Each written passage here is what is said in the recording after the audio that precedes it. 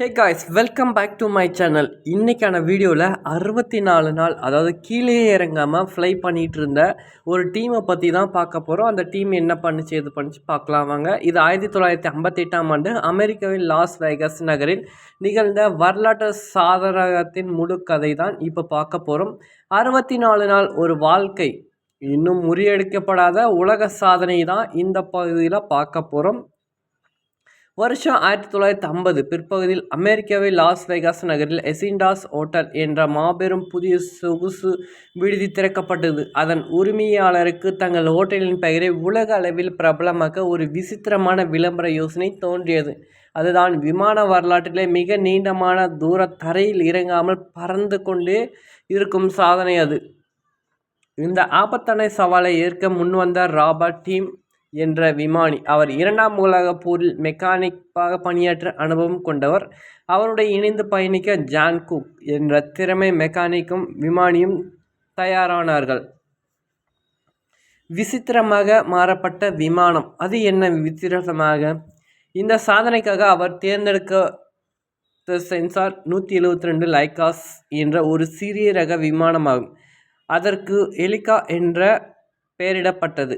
தொடர்ந்து 2 மாதங்களுக்கு மேல் பறந்து கொண்டே இருக்கும் என்பதுதான் அதற்கான நிபந்தனை. விமானத்தில் பல அதிரடி மாற்றங்களை செய்தனர். 64 நாட்கள் தொடர்ந்து பயணிக்க வேண்டும் என்பது அவர்களின் நோக்கமல்ல, குறைந்தபட்சம் எவ்வளவு நாட்கள் பறக்கின்றோமே என்பதுதான் அவர்களின் நோக்கம். விமானத்தில் உள்ளே இருந்த பின் இருக்கைகளை அனைத்தும் நீக்கப்பட்டது. ஒரு சிறிய மெத்தை பொருத்தப்பட்டது.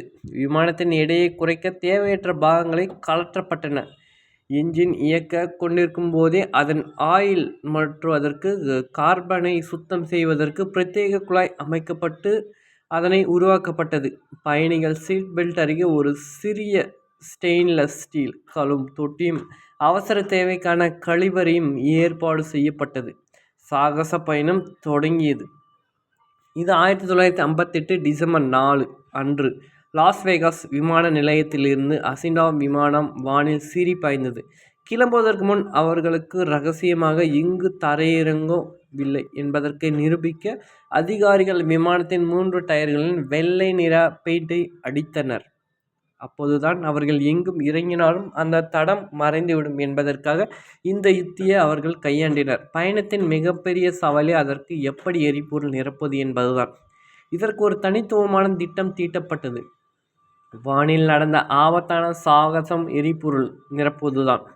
விமானத்திற்குள் பெட்ரோல் தீரும்போதெல்லாமே கீழே பாலைவன சாலையில் ஒரு ஃபோர்ட் லாரி தயாராக வந்து நிற்கும். விமானம் தரையிலிருந்து வெறும் 20 அடி உயரத்தில் லாரியின் கூரையின் மிக அருகில் மிக தாழ்வாக பறக்க வேண்டும். அப்போதுதான் லாரியில் இருக்கும் ஒரு அந்த பெரிய எரிபொருள் குழாயை மேலே தூக்குவதால் விமானி ஜான் குக் விமானத்தின் கதவை திறந்து கொண்டு வெளியில் தொங்கியபடி அதற்குழாயை இழுத்து விமானத்தில் டேங்கில் மாட்டுவார். பின்னர் அந்த எரிபொருள் மெதுவாக அதில் ஃபில் செய்யப்படும். மொத்தமாக 128 முறை இந்த ஆபத்தான ரீஃப்ளையிங் நள்ளிரவிலும் கும்மிருட்டிலும் பலத்த காற்றிலும் வெற்றிகரமாக செய்யப்பட்டது. இதே முதன் முறையில் தான் அவர்களுக்கு தேவையான உணவு, தண்ணீர் மற்றும் காபி ஆகியவற்றை கயிறு மூலம் மேலே இழுத்து கொண்டனர். மனித சகிப்புத்தன்மையின் உச்சகட்ட சோதனை. நாட்கள் நகர நகர என்ஜின் சத்தம் மாற மற்றும் தொடர் குலுக்கல்கள் காரணமாக 2 விமானிகளுக்கும் கடுமையான தூக்கமின்மை, மன அழுத்தம் ஏற்பட்டது. எவ்வளவு நாள் தான் இவர்களும் இந்த இதையே தொடர்ந்து செய்வார்கள்?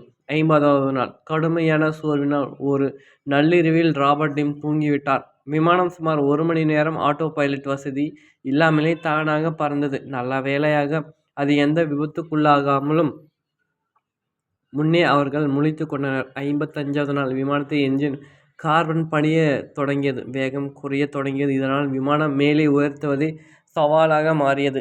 தங்களின் குடி தண்ணீருக்காக கொண்டு என்ஜினை சுத்தம் செய்து சமாளித்தனர். அப்போதைக்கு மறுபடியும் இந்த புதிய உலக சாதனையை இதை மாற்ற வேண்டும் என்பதற்காக இதற்கு முன் இருந்த உலக சாதனை 50 நாட்கள் மட்டுமே. இவர்கள் 51வது நாளை கடந்த போது உலக சாதனையாக புதிய சாதனை படைக்கப்பட்டது. ஆனால் இவர்கள் அங்கே நிற்கவில்லை. இறுதியாக 1959 பிப்ரவரி 7 அன்று மொத்தம் 64 நாட்கள் 22 மணி நேரம் 19 நிமிடங்கள் வானிலே இருந்துவிட்டு வெற்றிகரமாக தரையிறங்கினர். அவர்கள் டயரில் அடிக்கப்பட்ட வெள்ளை பெயிண்ட் அப்படியே இருந்தது. தரையிறங்கிய போது அவர்கள் சராசரியாக கூட எழுந்து நிற்க முடியவில்லை. அந்த அளவுக்கு அவர்களின் உடலும் மனமும் சோர்வடைந்திருந்தன. நிருபர்கள் அவர்களிடம் கேட்டபோது, இனிமேல் யாராவது இந்த சாதனையை முறியடிக்க நினைப்பார்களா என்று உங்களுக்கு தோன்றுகிறதா என்று சில கேள்வியை கேட்டனர்.